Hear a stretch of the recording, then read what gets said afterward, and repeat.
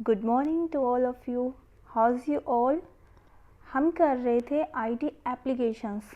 कल हमने स्टार्ट किया था एप्लीकेशंस के साथ और हमने आईटी इन मार्केटिंग में आईटी का क्या यूज़ है यहाँ तक हम कर चुके हैं। आज हम करेंगे IT in health care sector में आईटी का कैसे कैसे इस्तेमाल किया जाता है। ये सारा हम आज सीखेंगे, कैसे हॉस्पिटल्स में या डिजीज़ का पता लगाने के लिए आईटी का इस्तेमाल किया जाता है। तो चलिए शुरू करते हैं आज की क्लास। आता है IT in health care sector में आईटी का इस्तेमाल कैसे किया जाता है। आईटी हेल्थ केयर सेक्टर में बहुत से तरीक़ों से यूज़ की जाती है। जो हॉस्पिटल्स होते हैं, हॉस्पिटल मैनेजमेंट सिस्टम होता है, वो आईटी का यूज़ करके जितने भी पेशेंट्स होते हैं, उनके पास जितने भी मरीज आते हैं, उनका रिकॉर्ड रख सकते हैं अपने पास। कौन सा जो पेशेंट है कौन सी डेट को आया, कौन से वार्ड नंबर में है, ये सारा रिकॉर्ड वो रख सकते हैं आईटी का यूज़ करके। इसके अलावा अलग अलग जो मशीन्स होती हैं, ईसीजी मशीन है, ईईजी मशीन है, अल्ट्रासाउंड है, सीटी स्कैन है, ये सारी मशीनें का यूज़ करके बीमारी का इजीली पता लगाया जा सकता है और उसके अकॉर्डिंग फिर पेशेंट को ट्रीटमेंट दिया जा सकता है।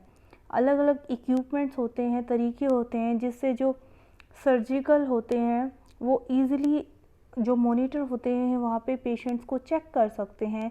कॉम्प्लेक्स सर्जरी होती है वो कर सकते हैं आईटी की हेल्प से। जो एक्सपर्ट सिस्टम होता है वो इस्तेमाल किया जाता है डायग्नोसिस करने में, पता लगाने के लिए डिजीज़ का।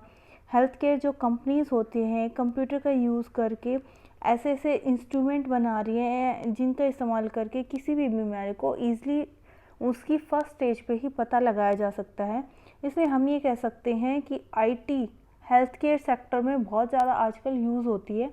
आजकल जो जितने भी लैब्स होते हैं, लेबोरेटरीज़ होती है, डिस्पेंसरीज़ होती है, कंप्यूटर उनका एक ज़रूरी पार्ट बन चुका है। मान लो जो लोकल होती हैं डिस्पेंसरीज़ गांव में होती है, वहाँ पे भी कंप्यूटर ज़रूर होता है। आज के टाइम में कंप्यूटर के बिना कुछ भी पॉसिबल नहीं है। इसके अलावा कंप्यूटर्स का यूज़ करके अलग अलग जो डिजीज़ होती है, बीमारियां होती हैं, उनको स्कैन किया जा सकता है, उनको ईज़िली पता लगाया जा सकता है, डायग्नोज कर सकते हैं हम। सबसे पहला आता है use of ICT in diagnosis. किसी भी बीमारी का पता लगाने में आईसीटी का कैसे यूज़ होता है। जैसे जैसे एडवांस होता जा रहा है कंप्यूटर टेक्नोलॉजी, कंप्यूटर हार्डवेयर और सॉफ्टवेयर ऐसी टेक्नोलॉजी आ चुकी हैं, हाईटेक मशीन्स आ चुकी हैं जिनका यूज़ करके ईज़िली बीमारी का पता लगाया जा सकता है। और चाहे कितनी भी क्रिटिकल डिजीज़ हो, कितनी भी मुश्किल बीमारी हो, बड़ी बीमारी हो, उसको ईज़िली ट्रीटमेंट दिया जा सकता है पेशेंट को।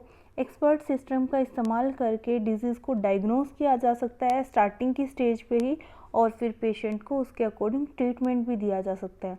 जैसे पहले क्या होता था, इतनी मशीन्स, इतनी एडवांस टेक्नोलॉजी नहीं थी, तो पता ही नहीं चल पाता था, लास्ट स्टेज तक मरीज पहुंच जाता था, पता ही नहीं चलता था कि उसे बीमारी क्या है।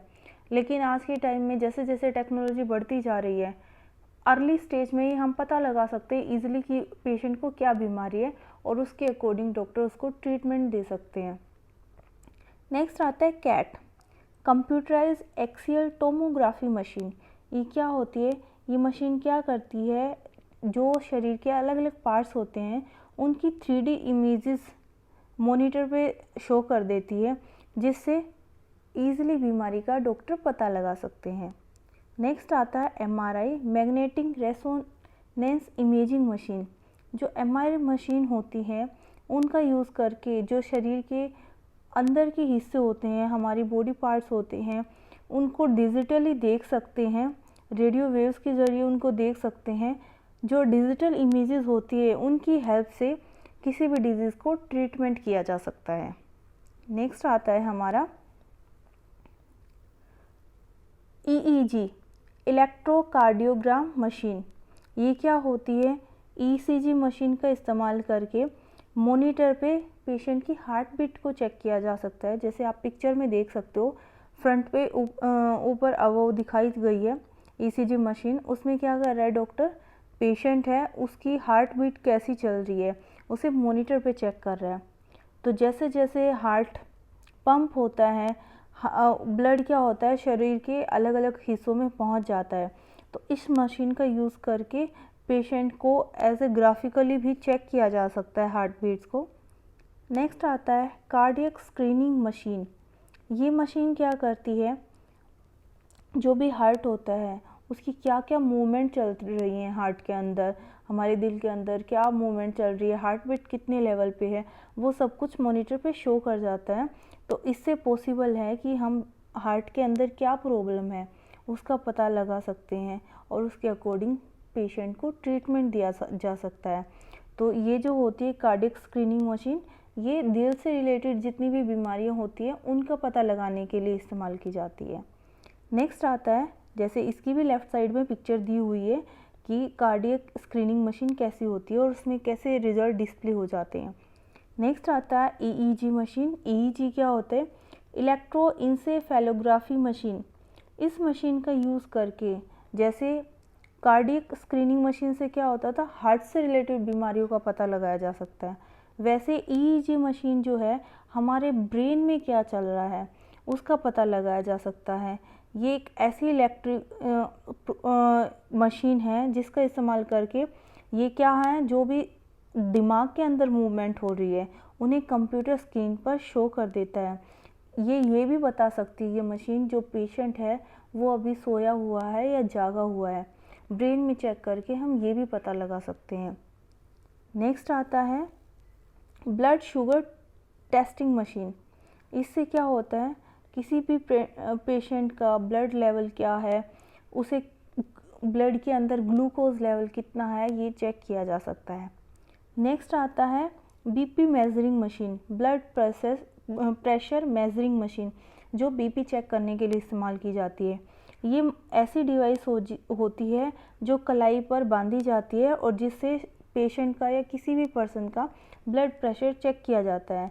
जैसे sugar testing machine left side में दी हुई है, blood pressure machine right side में दी गई है, हाथ पे पहनी जाती है और इससे जो डॉक्टर होते हैं वो पता कर सकते हैं कि ब्लड प्रेशर पर्टिकुलर पेशेंट का कितना है, लो है या हाई है।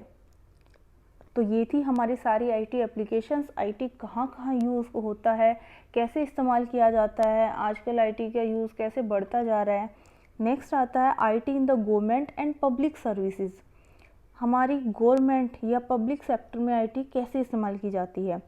जो आईटी एप्लीकेशंस हैं या कंप्यूटर एप्लीकेशंस हैं गवर्नमेंट के द्वारा बहुत बड़े लेवल पे यूज़ किए जाते हैं। जैसे हमारी जो गवर्नमेंट है आजकल वो भी ई गवर्नेंस हो गई है, उसका भी मोस्टली काम ऑनलाइन ही होता है। डिजिटल इंडिया, जैसे हमारे पीएम हैं प्रधानमंत्री मोदी जी, उनका मेन नारा भी यही है कि डिजिटल इंडिया, इंडिया को डिजिटल बनाना है। जैसे अब अगर हमें कहीं पे भी जाना है, किसी भी चीज़ के लिए जाना है, हमें साथ में कैश लेके जाने की ज़रूरत नहीं है, सब कुछ हम ऑनलाइन पे कर सकते हैं। तो डिजिटल इंडिया या ई गवर्नेंस जो है हमारी गवर्नमेंट का एक इनिशिएटिव है, बेस्ट एग्जांपल है। जो गवर्नमेंट सेक्टर है, नॉन गवर्नमेंट ऑर्गेनाइजेशन है, एनजीओज़ हैं, इंटरनेशनल एजेंसी हैं, वो आपस में कम्युनिकेशन करने के लिए सभी एजेंसी, सभी ऑर्गेनाइजेशन आईसीटी एप्लीकेशंस का यूज़ करते हैं और लोगों को सर्विसेज प्रोवाइड करते हैं। उन जो सर्विसेज वो प्रोवाइड करती है हमारी गवर्नमेंट, उसको ई गवर्नेंस कहा जाता है। अलग अलग वेब पोर्टल भी आजकल अवेलेबल हैं हमारी गवर्नमेंट के। हमारी गवर्नमेंट में अलग अलग साइट्स बनाई हुई है पर्टिकुलर किसी भी चीज़ से रिलेटेड। अगर हमें कुछ भी चेक करना है वो हम वहाँ पे चेक कर सकते हैं। ई गवर्नेंस के बहुत सारे फ़ायदे भी हैं, जैसे इनकम टैक्स डिपार्टमेंट है, सेल्स डिपार्टमेंट है, वोटर लिस्ट है, पैन कार्ड अगर आपको बनवाना है, आधार कार्ड बनवाना है, ये सब कुछ आप कंप्यूटर सिस्टम का यूज़ करके कर सकते हो। जैसे अगर मान लो आपको आधार कार्ड बनवाना है, आधार कार्ड के ऑफिस में जाते हो आप, अगर आपको पैन कार्ड बनवाना है और अगर आपने ऑलरेडी बनवाए हुए हैं, आपको इनमें चेंजेस करने हैं, तो आपको कहीं पे जाने की भी ज़रूरत नहीं है। आधार की जैसे UIDAI साइट होती है, वहाँ पे आप लॉगिन करके अपनी डिटेल्स को एडिट कर सकते हो, उनका प्रिंट आउट भी ले सकते हो आप। पैन कार्ड में अगर कुछ चेंजेस करने हैं, पैन कार्ड की साइट पे जाके आप खुद से कर सकते हो। अगर आपको इनकम टैक्स भरना है, सेल्स टैक्स से रिलेटेड कुछ भी चेक करना है, वो सब कुछ आप ऑनलाइन कर सकते हो। इसके अलावा बहुत सारी गवर्नमेंट सर्विसेज हैं ऑनलाइन अवेलेबल है। आप ऑनलाइन बिल पे कर सकते हो। मान लो अगर बिजली का पे आपको बिल पे करना है, वो भी आप ऑनलाइन पे कर सकते हो।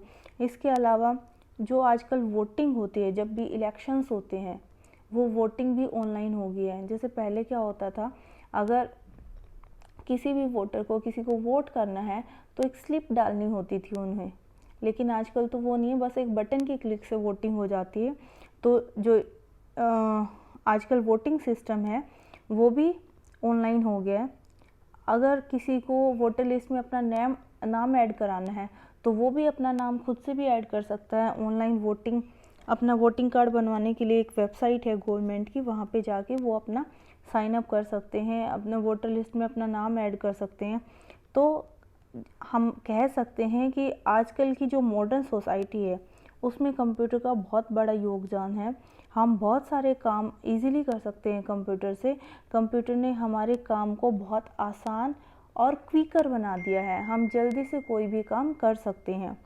तो ये थी हमारी फर्स्ट यूनिट, आईटी की एप्लीकेशंस, आईटी का यूजेस, आईटीज़ का यूजेस, आईटी गवर्नमेंट सेक्टर में कैसे यूज़ होती है, पब्लिक सर्विस में कैसे यूज़ होती है।